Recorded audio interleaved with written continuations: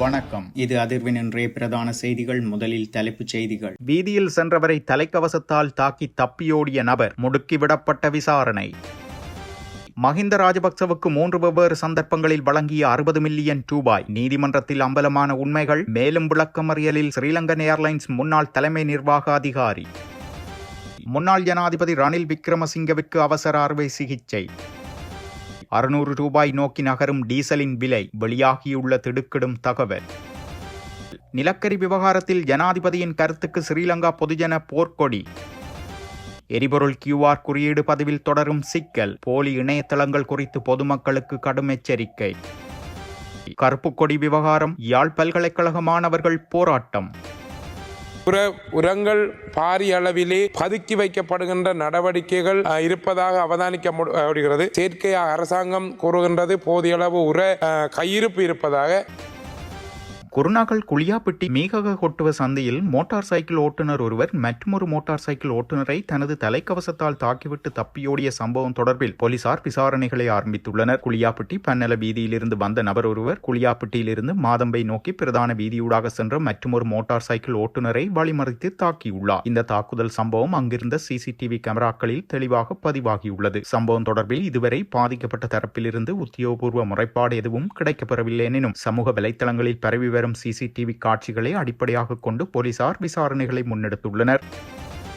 சர்ச்சைக்குரிய ஏர்பஸ் விமான பரிவர்த்தனை தொடர்பாக முன்னாள் ஜனாதிபதி மஹிந்த ராஜபக்சவுக்கு 3 வெவ்வேறு சந்தர்ப்பங்களில் 60 மில்லியன் ரூபாய் வழங்கப்பட்டதாக ஸ்ரீலங்கன் ஏர்லைன்ஸ் முன்னாள் தலைமை நிர்வாக அதிகாரி கபில சந்திரசேன தெரிவித்துள்ளார். இலங்கையின் லஞ்சம் அல்லது ஊழல் குற்றச்சாட்டுகளை விசாரிக்கும் ஆணைக்குழு இன்று நீதிமன்றத்தில் தெரிவித்தது. ஏர்பஸ் ஒப்பந்தம் தொடர்பான வழக்கு கொழும்பு நீதவான் நீதிமன்றத்தில் விசாரணைக்கு எடுத்துக் கொள்ளப்பட்ட போது இந்த தகவல் வெளியிடப்பட்டுள்ளது. லஞ்ச ஊழல் விசாரணை ஆணைக்குழுவின்படி இந்த வழக்கில் சந்தேக நபராக உள்ள சந்திரசேன அளித்த வாக்குமூலத்தின் மூலம் இந்த குற்றச்சாட்டு வெளிப்பட்டுள்ளது. இன்றைய தினம் நடைபெற்ற விசாரணையின் போது கபில சந்திரசேனவை ஏப்ரல் 2ஆம் தேதி வரை மேலும் விளக்கமறியலில் வைக்குமாறு நீதிவான் உத்தரவிட்டுள்ளார். ஸ்ரீலங்கன் ஏர்லைன்ஸ் முன்னாள் தலைமை நிர்வாக அதிகாரி மார்ச் 12ஆம் தேதி கைது செய்யப்பட்டிருந்தார். 2012 தொடக்கம் 13 காலகட்டத்தில் ஸ்ரீலங்கன் ஏர்லைன்ஸிற்காக 10 ஏர்பஸ் விமானங்களை வாங்க திட்டமிட்ட ஊழல் பரிவர்த்தனை தொடர்பாக விசாரணைகள் நடைபெற்று வருகிறது. இந்த பரிவர்த்தனை குறித்த விசாரணை குற்றப்புலனாய்வு திணைக்களத்துடன் ஒருங்கிணைந்து நடத்தப்படுகிறது. 2012 தொடக்கம் 13 காலகட்டத்தில் ஸ்ரீலங்கன் ஏர்லைன்ஸில் இருந்து 13 விமானங்களை அகற்றிவிட்டு அதற்கு பதிலாக 14 புத்தம் புதிய விமானங்களை வாங்குவதற்கு ஒரு முன்மொழிவு சமர்ப்பிக்கப்பட்டது. அவற்றில் 6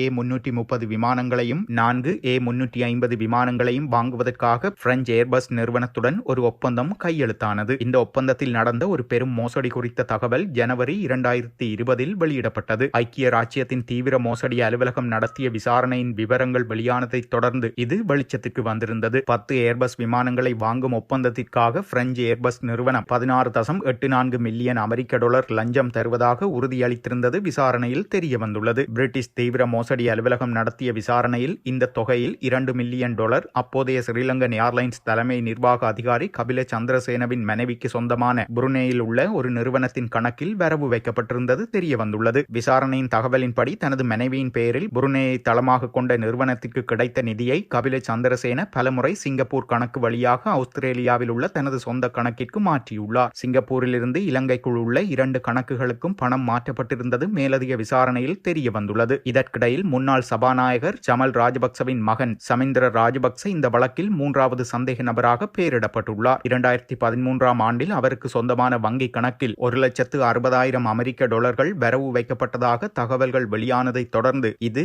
நிகழ்ந்துள்ளது.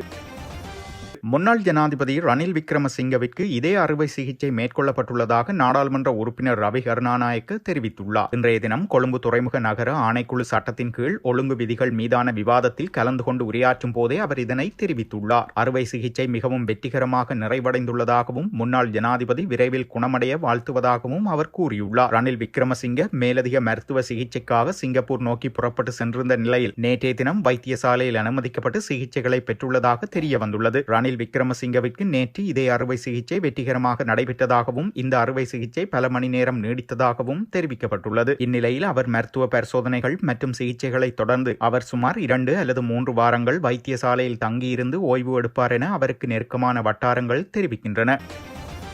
இலங்கையில் டீசல் விலை ஒரு லீட்டருக்கு 550 முதல் 600 ரூபாய் வரை அதிகரிக்கக்கூடும் என எதிர்க்கட்சி நாடாளுமன்ற உறுப்பினர் தயாசிறி ஜெயசேகர எச்சரிக்கை விடுத்துள்ளார். ஏப்ரல் மாதம் வரவிருக்கும் எரிபொருள் கப்பலின் விலையை அடிப்படையாக கொண்டு இந்த தகவலை வெளியிட்டுள்ளார். எதிர்வரும் ஏப்ரல் மாதம் 7ஆம் தேதி இலங்கைக்கு வரவுள்ள டீசல் கப்பலின் விலை மிக அதிகமாக இருக்கும் என எதிர்பார்க்கப்படுவதாகவும் இதன் காரணமாக உள்ளூர் சந்தையில் டீசல் விலை தவிர்க்க முடியாதவாறு பெரும் உயர்வை சந்திக்கும் எனவும் அவர் தெரிவித்துள்ளார். தற்போதைய எரிபொருள் தட்டுப்பாடு மற்றும் மீண்டும் வரிசைகள் உருவாகியுள்ளமைக்கு அரசாங்கத்தின் முறையற்ற நிர்வாகமே காரணம் எனவும் அவர் குற்றம் சுமத்தியுள்ளார். எரிபொருள் கொள்வனவுக்காக நடவடிக்கைகளை உரிய காலத்திலும் முறையான திட்டமிடலுடனும் முன்னெடுக்க அரசாங்கம் தவறியுள்ளமையே இந்த நெருக்கடிக்கு வழிவகுத்துள்ளதாக தயாசிறி ஜெயசேகர மேலும் சுட்டிக்காட்டியுள்ளார்.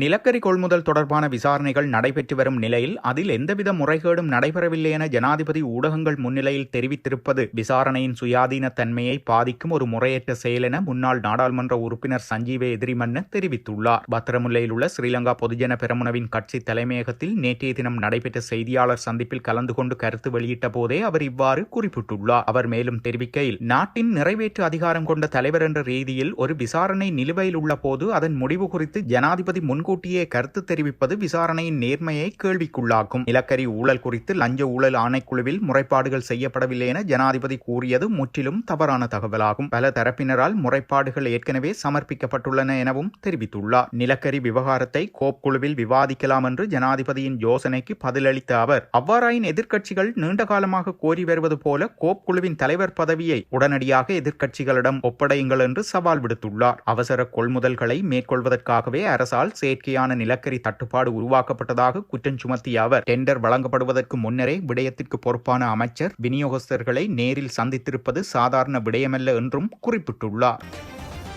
எரிபொருள் ஒதுக்கீட்டிற்கான QR குறியீட்டை பெற்றுக்கொள்வதற்காக அதிகாரப்பூர்வ இணையதளத்தை போன்றே வடிவமைக்கப்பட்ட போலி இணையதளங்கள் மூலம் மக்களின் தரவுகள் திருடப்படுவதாக டிஜிட்டல் பொருளாதார அமைச்சின் ஆலோசகர் சுமுது ரத்நாயக்க தெரிவித்துள்ளார். அவர் மேலும் தெரிவிக்கையில், தற்போது வரை சுமார் 55 லட்சம் பேர் QR குறியீட்டை பெற்றுள்ளனர். வாகனத்தை வைத்திருந்தும் பதிவு செய்த தொலைபேசி இலக்கம் இல்லாத உண்மையான உரிமையாளர்கள் நேற்று இரவு முதல் தற்போது வைத்துள்ள தொலைபேசி இலக்கத்தின் ஊடாக உள்நுழைந்து வாகன தரவுகளை உள்ளிட முடியும். இதேவேளை மற்றொரு QR குறியீட்டை ரத்து செய்துவிட்டு அதனை தவறாக பயன்படுத்தினால் கணனி குற்றவியல் சட்டத்தின் கீழ் தண்டனை வழங்கப்படும். தற்போது மக்களின் தரவுகளையும் வாகனங்களின் சேசிஸ் இலக்கங்களையும் சேகரிப்பதற்கான 5 அல்லது 6 போலி இணையதளங்கள் உருவாக்கப்பட்டுள்ளதை நாம் அவதானித்துள்ளோம். எனவே இவ்வாறான இடங்களில் உங்கள் தரவுகளை வழங்க வேண்டாம் என மக்களிடம் கேட்டுக்கொள்கிறோம். சமூக ஊடகங்களில் பகிரப்படும் இணைப்புகள் ஊடாக செல்லாமல் நீங்கள் நுழையும் இணையம் பக்கம் சரியானதுதானா என்பதை உறுதிப்படுத்திக் கொள்ளுமாறு கேட்டுக்கொள்கிறோம் எனவும் அவர் எச்சரித்துள்ளார். விசாரணை என்னும் பெயரில் மாணவர்கள் மீதான தொடர்ச்சியான அச்சுறுத்தலுக்கு யாழ் பல்கலைக்கழக மாணவர்கள் ஜனநாயக உரிமை கோரி விரிவுரைகளை புறக்கணித்து இன்றைய தினம் போராட்டத்தில் ஈடுபட்டு வருகின்றனர். குறித்த போராட்டமானது யாழ்ப்பாணம் பல்கலைக்கழகத்திற்கு முன்பாக ஆரம்பமாகியுள்ளது. கடந்த பிப்ரவரி மாதம் 4ஆம் தேதி கருப்பு கொடி ஏற்றிய விவகாரம் தொடர்பாக யாழ் பல்கலைக்கழகம் 3 மாணவர்கள் குற்றத்தடுப்பு பிரிவினரால் விசாரணைக்காக அழைக்கப்பட்டுள்ளனர். அதனை கண்டித்து மாணவர்கள் விரிவுரைகளை புறக்கணித்து இந்த போராட்டத்தில் ஈடுபட்டு வருகின்றனர். தற்போதைய ஆட்சியிலும் இடம்பெறும் அடக்குமுறைகளை நிறுத்துமாறும் இனிமேல் பல்கலைக்கழக வளாகத்தில் இடம்பெறும் ஜனநாயக ரீதியான செயற்பாடுகளுக்கு அச்சுறுத்தல் வழங்கக்கூடாதென்றும் விசாரணைகளை பல்கலைக்கழக நிர்வாகத்தோடு நிறைவு செய்யுமாறும் கோரி மாணவர்கள் போராட்டத்தை முன்னெடுத்துள்ளனர். விசாரணைகளுக்காக மாணவர்கள் சென்றுள்ள நிலையில் அவர்கள் திரும்பி வரும் வரை தொடர்ச்சியான போராட்டத்தில் ஈடுபட உள்ளதாக போராட்டத்தில் ஈடுபடுகின்ற மாணவர்கள் தெரிவித்துள்ளனர். அத்துடன் யாழ்ப்பாண பல்கலைக்கழகத்தின் வாயிலும் மாணவர்களால் மூடப்பட்டுள்ளது. பல திட்டங்கள் முன்வைக்கப்பட்டிருந்தாலும் சில நடைமுறைகளிலே பாரிய பிரச்சனைகள் இருக்கின்றது என்பதை ஏற்றுக்கொண்டுதான் ஆக வேண்டும். உண்மையிலே மட்டக்களப்பு மாவட்டத்திலே மிக பிரதானமாக விவசாயத்தையும் கடல் வளத்தையும் நம்பியிருக்கின்ற அந்த மாவட்டத்திலே தொழில்துறை நெருக்கடிகளை சந்தித்து கொண்டிருக்கின்றது. அந்த அடிப்படையிலே தற்போது உளவு நடவடிக்கைகள் ஆரம்பிக்கப்பட்டிருக்கின்றன. பாரிய அளவு நெச்சையில் தங்கியிருக்கின்ற அந்த மாவட்ட விவசாயிகளுக்கு தொடர்ச்சியாக எரிபொருள் விநியோகிப்பதற்கான ஏற்பாடுகளை சிறப்பாக செய்வதற்கான ஒரு நடைமுறை பின்பற்றப்பட வேண்டும். இந்த QR நடைமுறை வழங்கப்பட்டிருக்கின்றது. அவற்றுக்கான செயற்பாடுகள் முன்னெடுக்கப்பட்ட பொழுதும் பல இடங்களிலே ஒரு நம்பிக்கையற்ற நிலைமை அல்லது ஒரு எரிபொருள்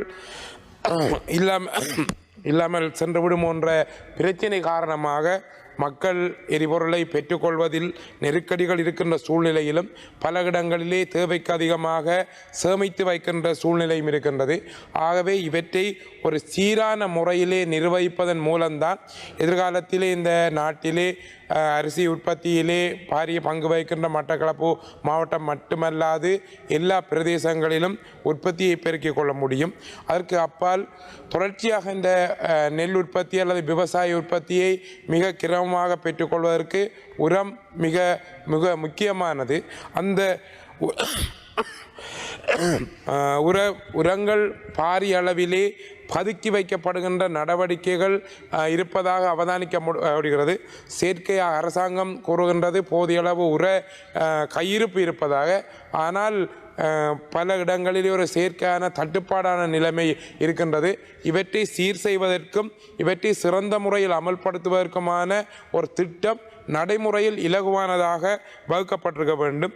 அதற்கு அப்பால் மீன்பிடியும் மட்டக்களப்பு மாவட்டத்திலே அந்த இயந்திர படகுகளை இயக்குவதற்கு சீரான முறையிலே எரிபொருள் வழங்குவதற்குரிய ஏற்பாடுகள் செய்யப்பட வேண்டும் என்று கேட்டுக்கொள்கின்றேன். உண்மையிலே இந்த நாட்டிலே ஒவ்வொரு முறையும் பிரச்சனைகள் ஏற்படுகின்ற பொழுது அவற்றை எதிர்கொள்வதற்கான நடைமுறைகள் பின்பற்றப்படுகின்ற பொழுதும் இவை நீண்டகால குறுகிய கால இடைக்கால திட்ட வரைவுகள் மூலம் செயற்படுத்தப்பட வேண்டும்.